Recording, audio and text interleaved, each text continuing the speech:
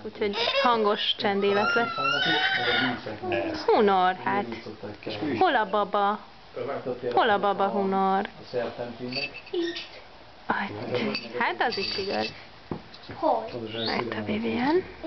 Aki kávézik szokás szerint. Kávézik? Hát de Vivian egyszer már leszoktál. Itt vannak a jányok, fiúk, jányok. Karácsonyfa. És itt van a férfiak kis csoportja. A fának az meg az Úr Jézus több is koronája már rögtön. Ez már kicsit erőltető. Még az inkább szintén fordítva. Teológiai vitákba bocsátkoznak. Hunor meg itt toporog. Szia Hunor! Hol a Hunor? Tud sírni azért. Hol van a Hunor? Bújjál el! Nem, ha éhes, akkor sem nem. Itt meg a csenge. Igen? Csinálok érdekeset csenge, jó? Hogy otthon megnézhessük, hogy kik voltak itt. Jó, tehát majd otthon, ha megnézed, ő lesz a Ricsi baba. Ricsi baba.